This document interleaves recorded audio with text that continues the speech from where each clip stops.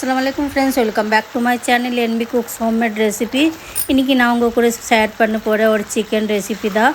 ரொம்ப சிம்பிளா இருக்கும், சாப்பிடுறதுக்கு செம டேஸ்டியா இருக்கும். நீங்க கண்டிப்பா ஒரு தடவை ட்ரை பண்ணி பாருங்க. இப்போ பக்ரீத் வர போகுது. இந்த மாதிரி நீங்க சைடு டிஷ்ஷா பிரியாணிக்காக செய்யலாம்.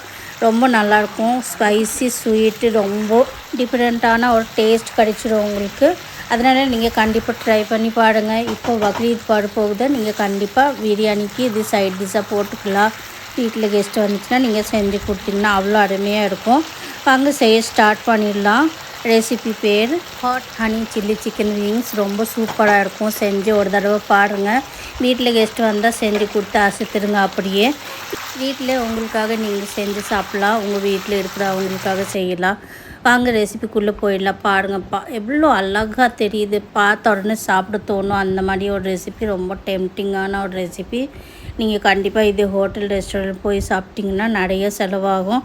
ஒரு 4-5 பீஸில் உங்களுக்கு 250-300 உங்களுக்கு செலவாயிடும். அதனால் வீட்டில் செஞ்சு சாப்பிட்டிங்கன்னா அவ்வளோ கம்மி ரேட்டில் உங்களுக்கு நல்ல ரெசிபி கிடச்சிடும். அதனால வீட்டில் கண்டிப்பாக ஒரு தடவை ட்ரை பண்ணி பார்க்கலாம். ரெசிபிக்குள்ளே போயிடலாம். நான் ஒரு ஹாஃப் சிக்கன் விங்ஸ் எடுத்துருக்கு.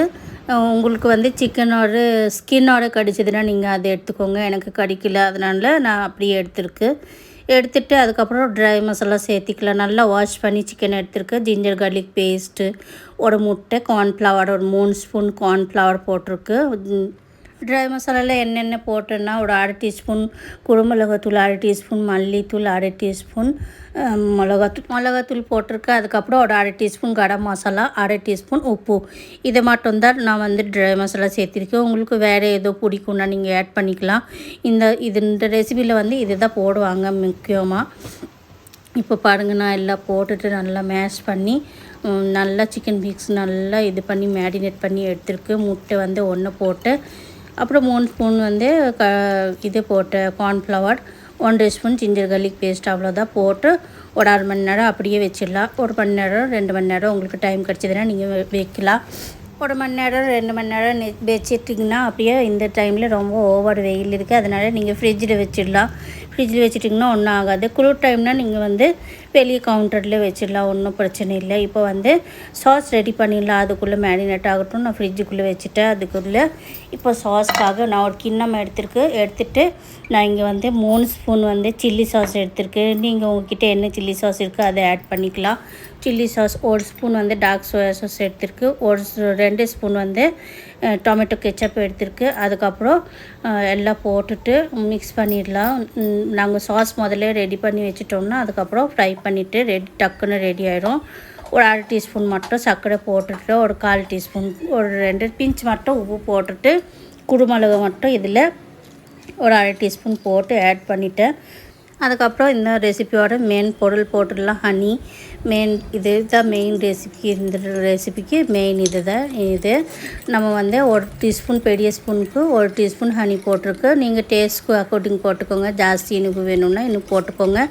இது போதும் எனக்கு. அதனால் மிக்ஸ் பண்ணி வச்சுட்டு அதுக்குள்ளே நான் ஒரு ஃப்ரை பேன் எடுத்துகிட்டு கொஞ்சம் 2 ஸ்பூன் மட்டும் சேசமி சீட் எடுத்துருக்கு. ஒயிட் கலர் எல்லாம் இருக்கும்ல, அதை எடுத்துகிட்டு ட்ரை ரோஸ்ட் பண்ணிக்கலாம். உப்பு இதில் ஆயில் ஒன்றுமே தேவையில்லை. வெறும் ட்ரை ரோஸ்ட் பண்ணிவிட்டு இறக்கி வச்சிடலாம். இறக்கி வச்சுட்டு இதே பேனில் ஆயில் ஊற்றிக்கலாம்.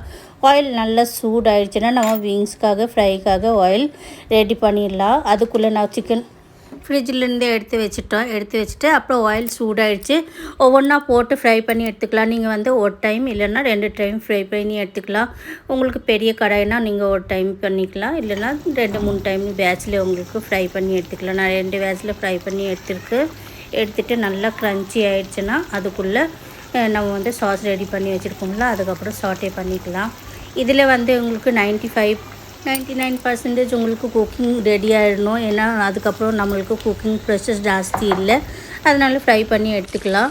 நான் எடுத்துட்டேன். நீங்கள் என்னோடய சேனல் புதுசு பார்த்துட்டு இருந்தீங்கன்னா கண்டிப்பாக சப்ஸ்கிரைப் பண்ணி எடுத்துக்கோங்க. சப்ஸ்கிரைப் பண்ணிங்கன்னா பெல் ஐக்கனும் ஆலில் அமுத்திக்கோங்க. ஆலில் அமுத்தினீங்கன்னா நான் புதுசு ரெசிபி போடுறப்போ உங்கள்கிட்ட சேர்ந்துருச்சுன்னா அதுக்கப்புறம் பார்த்துக்கோங்க. லைக் பண்ணிக்கோங்க, கமெண்ட் பண்ணிக்கோங்க. ஃப்ரெண்ட்ஸ் அண்ட் ஃபேமிலிக்கு நிறைய ஷேர் பண்ணிக்கோங்க. இல்லை உங்களுக்கு வேறு ஏதோ ரெசிபி பார்க்கணுன்னா நீங்கள் அது கூட கமெண்ட் பண்ணி கேட்கலாம். இல்லை உங்களுக்கு வேறு ஏதோ கொஸ்டின் கேட்கணுன்னா நீங்கள் கேட்டுக்கலாம். நீங்கள் ஏதோ ஒன்று கேட்டுக்கலாம். இப்போ பாருங்கள் விங்ஸ் நல்லா ஃப்ரை ஆகிடுச்சு, நல்லா கஞ்சி மொறுன்னு ஆகிடுச்சு. ரொம்ப சூப்பராக இருக்குது, பார்க்குறதுக்கு அழகாக இருக்குது, டெம்ப்டிங்காக இருக்குது. இப்போவே சாப்பிட தோணும் அந்த மாதிரி ஒரு ரெசிபி. எங்கள் வீட்டில் இந்த டைம்லேயே நிறைய சாப்பிட்ருவாங்க. ஒரு பேட்ச் ஃப்ரை ஆகிடுச்சு, எடுத்து வச்சிடலாம். இன்னொரு பேட்ச் ஃப்ரை பண்ணி எடுத்துக்கிறேன். என்னோடய சேனலுக்குள்ளே பார்த்திங்கன்னா நிறைய ரெசிபிஸ் இருக்குது.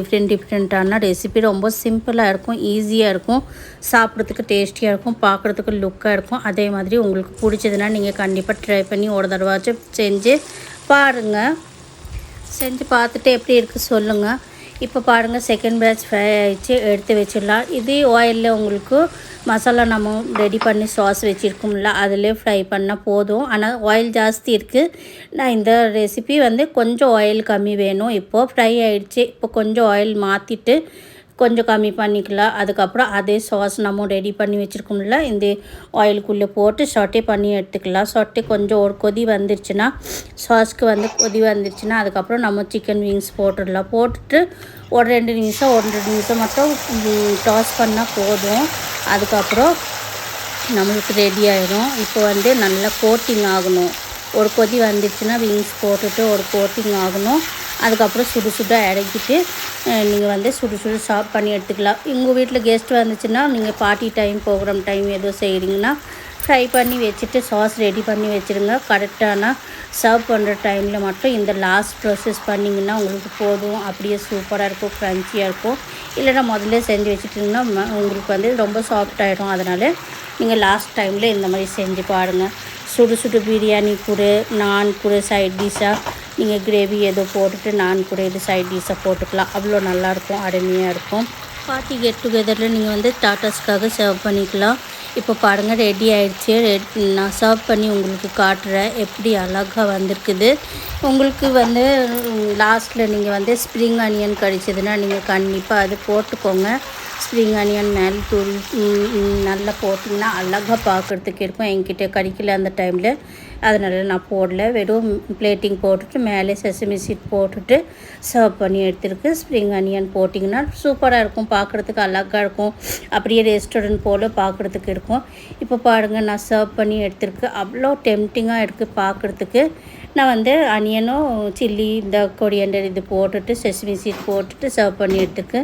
நீங்கள் எந்த மாதிரி உங்களுக்கு பிடிக்கும் அந்த மாதிரி நீங்கள் டெக்கரேஷன் போட்டு சர்வ் பண்ணி எடுத்துக்கலாம்.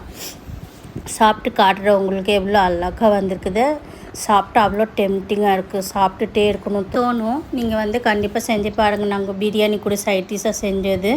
நீங்கள் கண்டிப்பாக ட்ரை பண்ணி பாருங்கள். ட்ரை பண்ணி உங்களுக்கு பிடிச்சதுன்னா என்னோடய ரெசிபி நீங்கள் என்னோடய சேனல் சப்ஸ்கிரைப் பண்ணி எடுத்துக்கோங்க. சப்ஸ்கிரைப் பண்ணிங்கன்னா பெல் ஐக்கனும் ஆல்லே அமுத்திக்கோங்க. ஆல்லே அமுத்தினீங்கன்னா நான் புதுசு ரெசிபி போடுறப்போ உங்ககிட்ட சேர்ந்துருச்சுன்னா பார்த்துக்கோங்க. லைக் பண்ணிக்கோங்க, கமெண்ட் பண்ணிக்கோங்க.